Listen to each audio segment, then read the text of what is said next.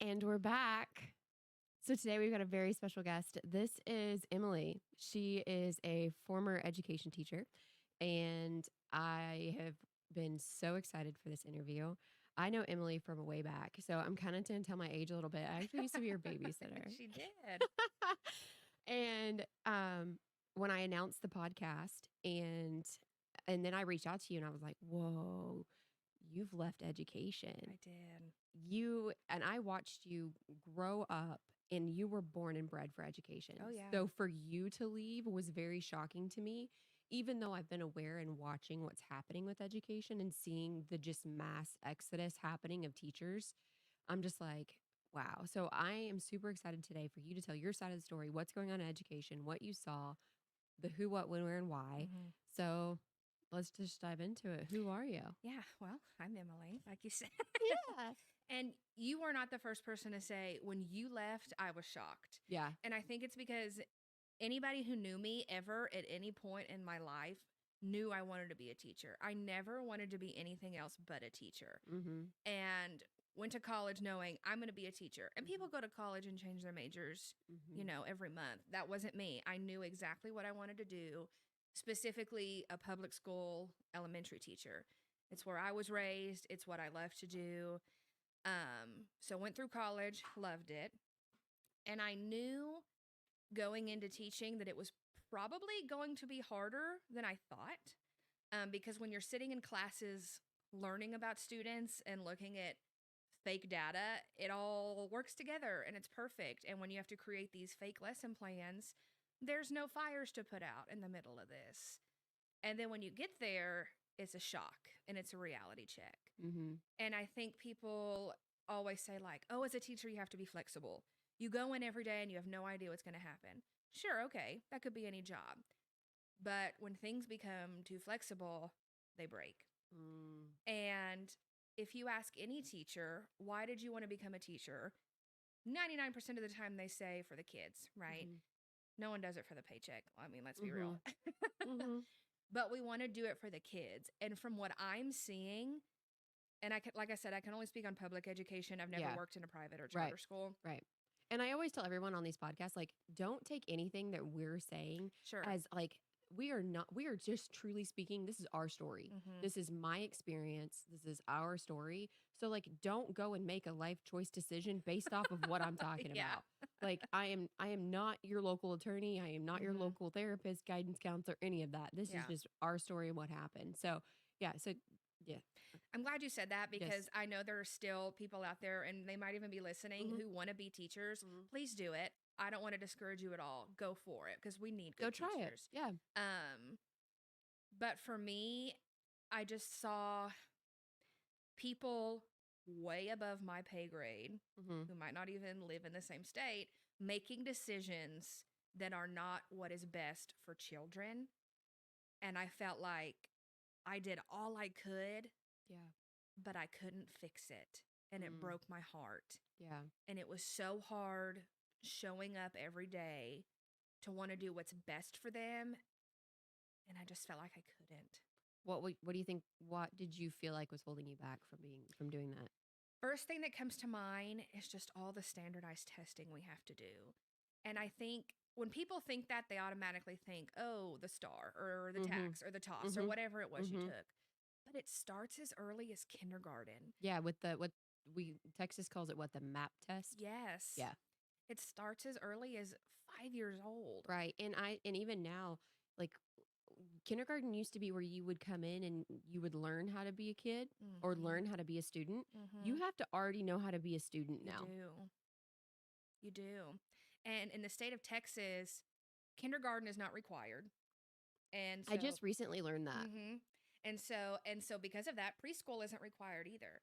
So let's say you're a kindergarten teacher. Mm-hmm. You're going to have kids who have come in and they've been in daycare or some sort of preschool since they were 6 months old. Mm-hmm. They know how to work with other kids or at least be around other kids. Right. And Or then- even have a potty schedule. Yes. Uh-huh. And then you have kids who've been with mom or dad or grandma this whole time. Now, neither decision is wrong, but it's No. just going to be different. Yes. You've had kids that have never opened a book and have been handed a tablet their whole life. I didn't even think about that. And so that's hard for that teacher coming in because you have half the kids who come in and they're like, I can read a chapter book. And there's some that are like, I've never been away from my mom for more than 5 minutes and I'm terrified. Oh. And then in 3 or 4 months, you're all going to take the same exact test. That's interesting. Yeah. And when I think about a classroom, let's say you have a classroom of 20 kids, I was gonna ask you what was your ratio? minimum 20, it usually around 23. Too many kids. It's too many kids in a classroom. I don't know how they're going to fix that because that's going to require hiring more teachers. And right now, we can't even hire teachers for They're what we need. they're not even applying. Right. They're not. And so let's say you have a group of 20. Maybe you have 3 or 4 kids, amazing readers, can write whole chapter books, but they do not understand for the life of them that 5 minus 2 is 3, but how come 2 minus 5 isn't 3? The math thing, gone. Oh. Okay. And then let's say you have another 3 or 4 kids, polar opposite, mathematicians, but they can read a chapter from the chapter book, can't remember a thing they just read 5 minutes later. Yeah. That's gone. Yeah. You might have a few kids who are dyslexic. Mm. You might have a few kids that if they get something wrong, they hate themselves for the rest of the day. Mm. They are so anxious. So you have 5 different groups of kids. So when I'm Yeah. writing a lesson, let's say I'm writing a math lesson, I'm not writing 1, I'm writing 5 because I have to think about what the needs are for each group of kids. Yeah. That's so much work. How do you think the school system could overcome that? I think people always say, teachers need to be paid more. Okay, sure, why not? But let's say, money starts falling from the sky, we get $10 billion. Yeah.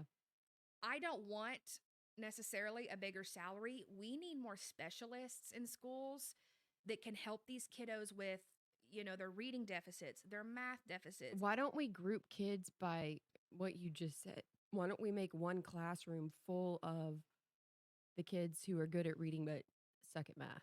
Or Be- like, yeah. and I hate to even talk about kids, but I was I was legit enrolled in special education as a child. I Yeah. had a 504 and an IEP. I was Mhm. diagnosed with ADD at the age of 8. I was severely behind. Mhm. I do not retain information if I read it. It has to be read to me. I love audiobooks. I'm Mhm. amazing at that. Yeah. I am not good at math, but I have memorized how to figure out percentages. Thank God we are allowed to use calculators now. And, that they always said you'd never carry a calculator in your pocket. Yeah. Joke's on you. It's on my iPhone. So like why to me thinking I've never had thought about your perspective like that Mhm. because there is a group for special education, the ones Mhm. that are severe Sure. that have the special education group. Mhm. But why are we not classifying and grouping these children? Because it's all about inclusion.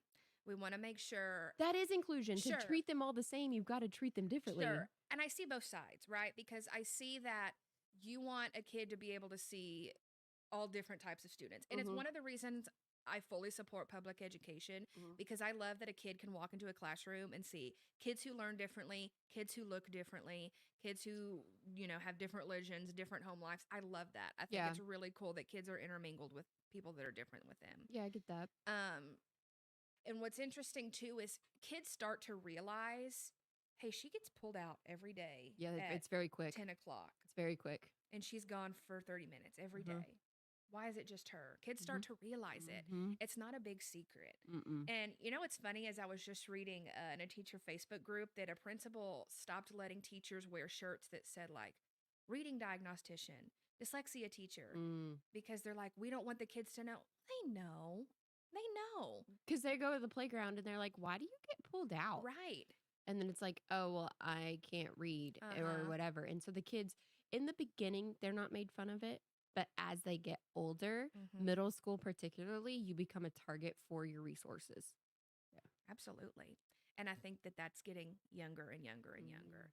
And I think it's okay when the kids ask questions, like you said, why are you pulled every day? That's fine. There's nothing wrong with asking questions. Mhm. But as you get older, yeah, it turns into, why are you such a slow reader? It kind of can Mhm. get mean, unfortunately. Mhm. And Well, so, and then like when like the teacher's handing back papers and the kid next to you has a 90 and you have a 7, mhm. like that was a legit thing for me. Oh, It was like yeah. I just hated school. I sucked at it and hated it. So Yeah. I can, but I mean, now being a mom, it's like I've got a kid who struggles in school and I've got a kid who's in honors. Like I've got both spectrums. Sure. So I just, the education debate, I really Yeah. think Now times that by 20 I in one know. room all day. With one teacher. One teacher. And I'm glad you pointed out the honors as well, because people forget that we have kids that come in, oh my gosh, years above everyone else and want something more challenging. That's hard. Okay, because I'm trying to make sure everyone's understanding fractions over here and you're Mhm. trying to, multiply 3-digit numbers. Hold up, like trying to find that balance, and that's when it starts to affect your work life balance, because now when I go home I'm thinking, okay, I have this lesson made, but now I need to think about who needs something, more scaled back and who needs something way more challenging, and that's when it's like, well, I So could. how do you stand in front of the class and how do you stand in front of the class and like teach at that point? Because that sounds like you'd be doing nothing but like pulling kids for small group. Yeah. So a lot of what I do and what a lot of teachers do now is small group.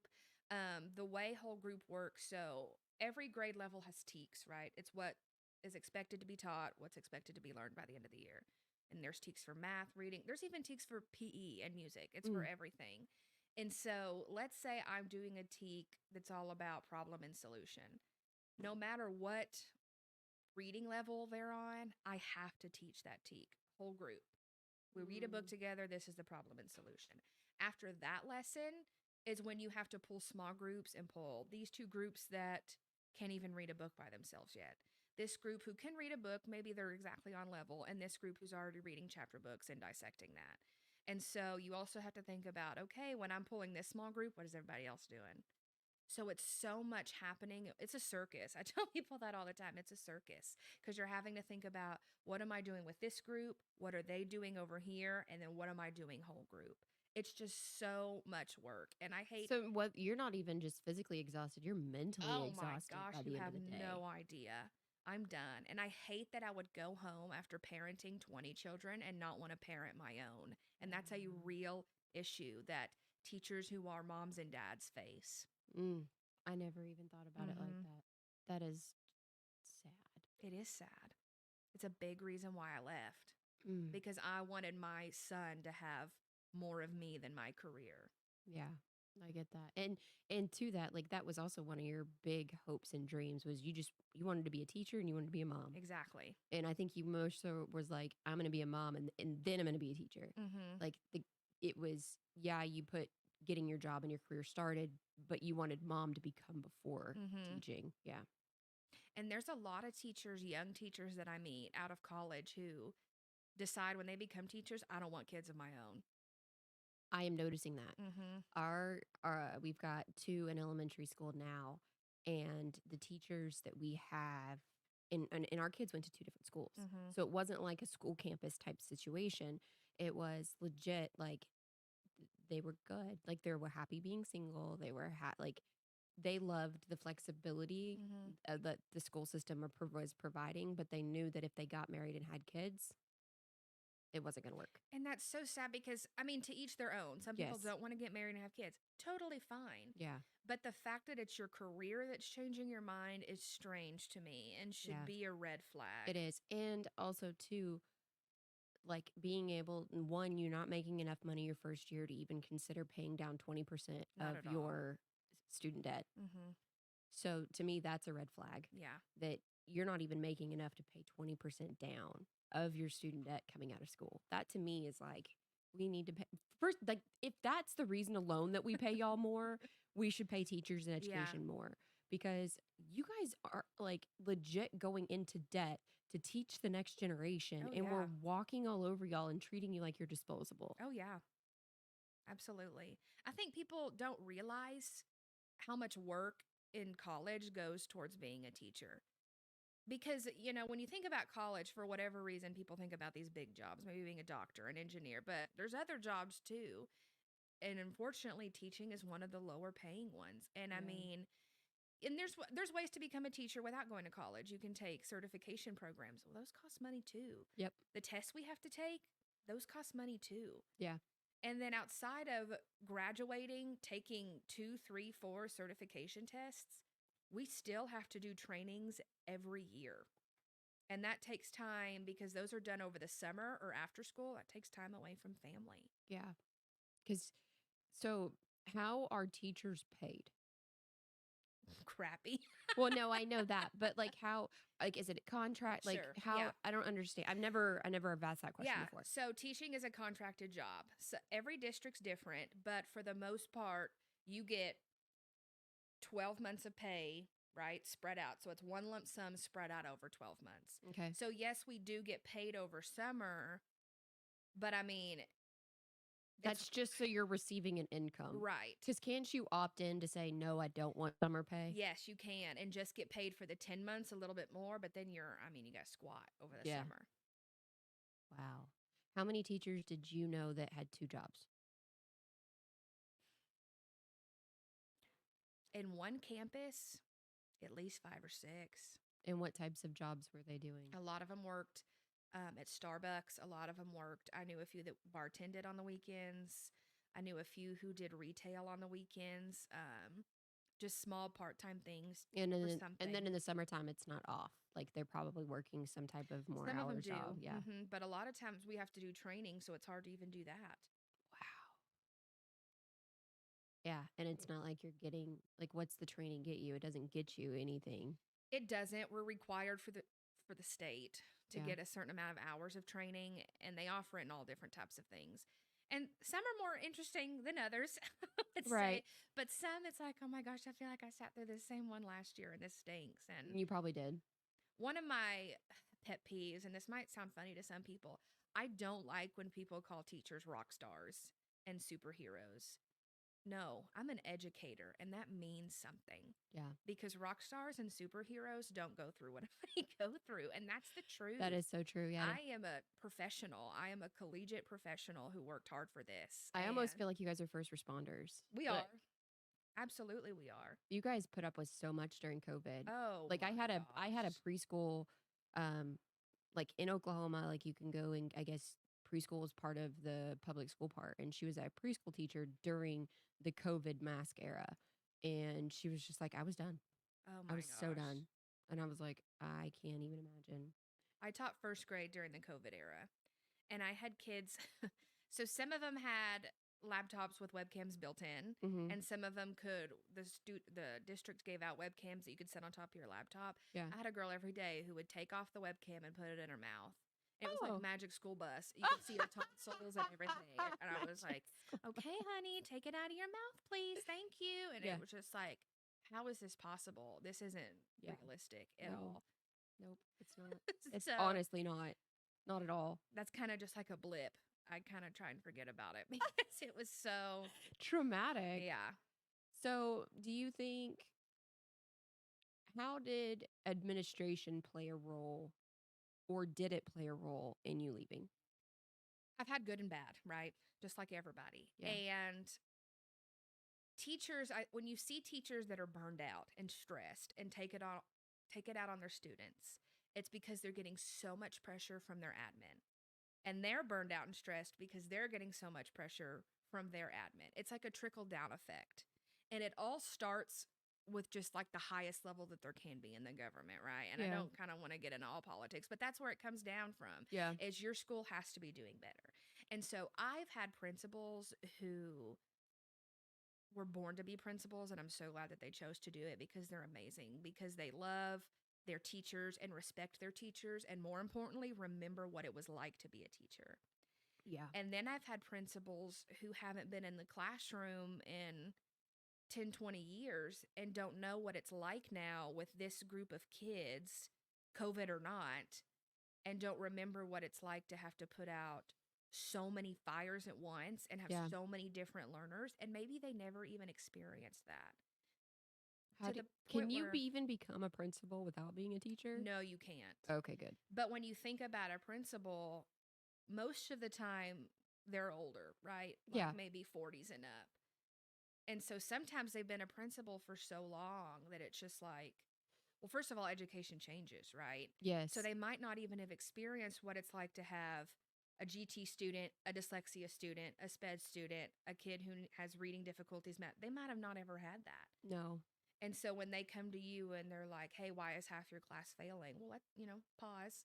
Let's talk about what's going on in the room. Yeah.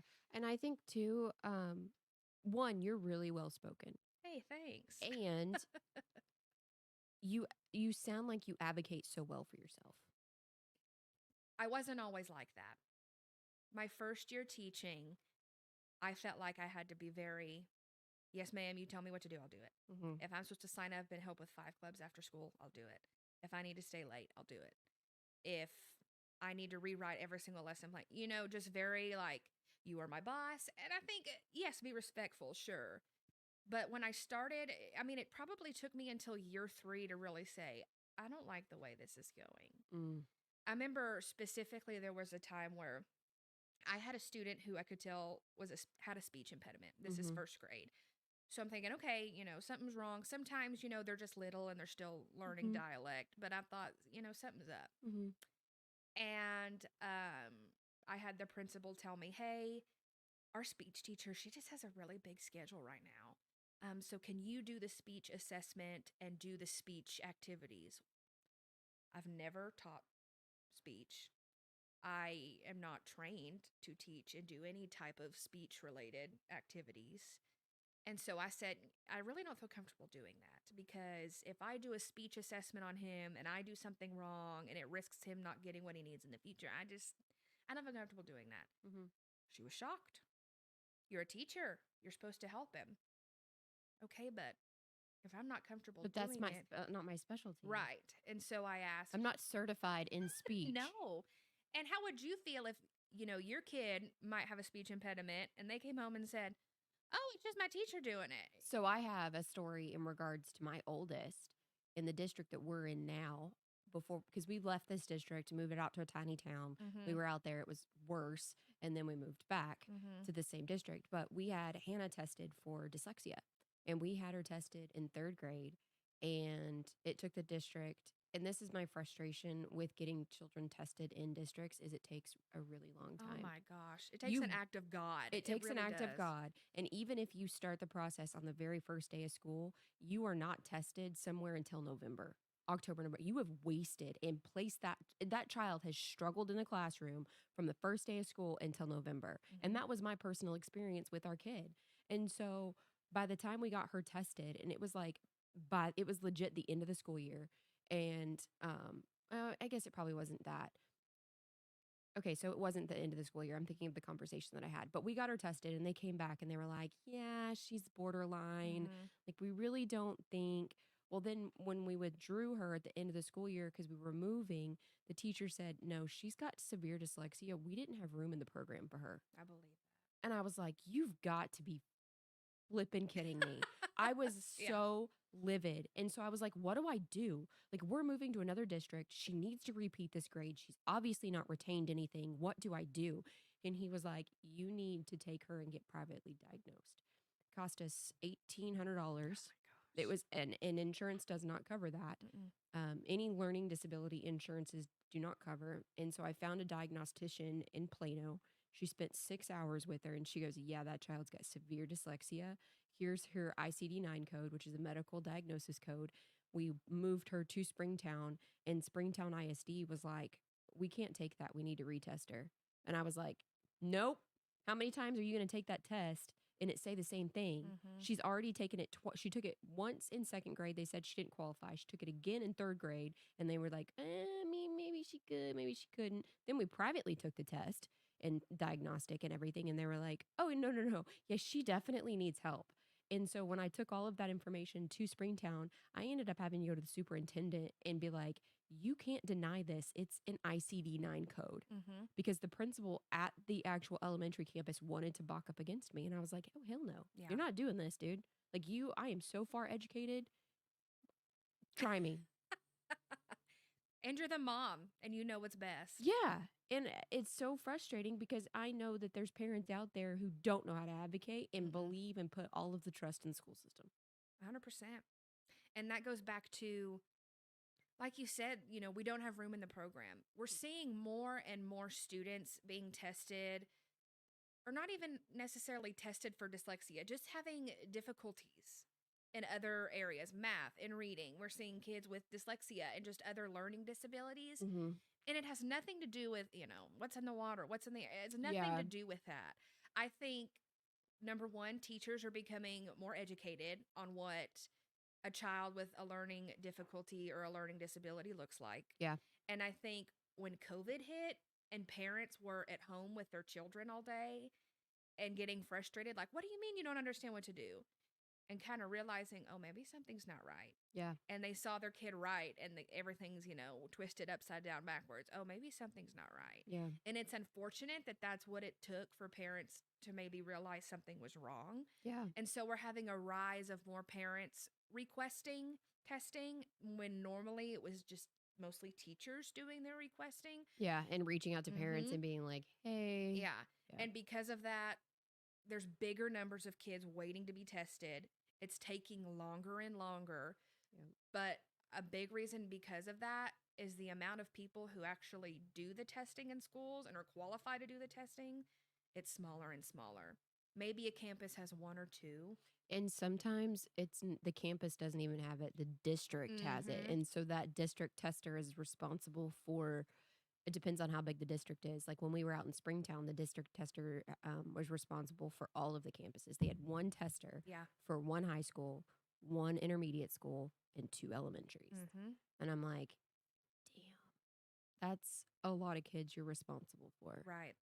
And then they had one teacher that traveled to all of those campuses for services because the person who delivers the services and the person who does the testing, majority of the time is separate. Mhm. Sometimes a district, it's the same one, depends on how big you are. Mhm. Yeah. And like you said, with there not being enough groups. So I've never experienced that. But what I have experienced is this group number 1 has 5 kids. Okay. So now I need to start a group number 2. This is maybe the dyslexia teacher or the math specialist. But what happens is if I'm teaching phonics, that's probably the best time for the dyslexia kids to be pulled out because they're still getting phonics, but in a way that they need it. Mm-hmm. Well, maybe the teacher can't meet with group 2 until I'm doing science or math. And now they're missing science or math. And so when they come back, I have to redo the lesson just for them. And that messes everything up because then they're behind. And the biggest thing I tell parents, because like you said, they either don't know how to advocate for their kid, they don't know where to start, they're afraid. My best advice to you is if you know your child gets pulled for anything, speech, behavior, math, reading, find out who the teacher is that they're supposed to be with and ask them, hey, did you see Miss Sowers today? Oh, you didn't? Did you see her yesterday? Because if they're supposed to be seeing that person every day and they're not, that needs to be a red flag. Yep. Because a big thing that's happening, and I'm sure you've heard about it, there's a teacher shortage, but there's also a sub shortage. Yep. So who is the first people they pull to be a sub? It's the resource teachers. It's the resource teachers. It's the specialists. Well, yeah, because they're So- on campus floating and they're not seen it as an actual need. Yes. And so it's the easiest for, like, you know who I think needs to go sub? I think it's the principal. 100%. It's the office staff answering the phone at the front. Mm-hmm. Yeah, let's do that. Mm-hmm. Yeah, like, yeah. That's what I And think. the specialists and the resource teachers and the interventionist are worth so much more than that. Yep. Because that's not their job. No. And they get frustrated too because they feel like they can't say no. Mm-mm. And so if you find out, little Sally hasn't been seeing her speech teacher for 3 days, do something about it. Call the office. Is she absent? Is she sick? Or is she just being pulled to sub? Because if she is, that's a problem because that's not her job. Yeah, that is true. So just ask. So true. Are you seeing the person you're supposed to be seeing every day? And when Yeah. you were with them, what'd you do? Yeah. What'd you learn? What did you do? An activity? Just talk to them and figure it out because they'll be honest. And I've had parents call me and say, why hasn't little Sally been pulled by Mr. Whoever this week? I can't always tell the truth, unfortunately, because I need to cover my own butt too. Let's be honest. Yeah. So I'll say, that's a great question. Why don't you send them an email? Or why don't you call up to the front office and ask? Because I Yeah. don't always know where they are either. If I Yeah. know that every day this person is supposed to come at 10 o'clock and they don't show up, I don't know if they're absent. I don't know if they're subbing. I have no idea. Yeah. And the kids need the help. Mm-hmm. Because like I said, I mean, this education needs to be for the children. And this is another scenario where it's just not. We're Yeah. just trying to find bodies to put in classrooms. And that's not okay. No.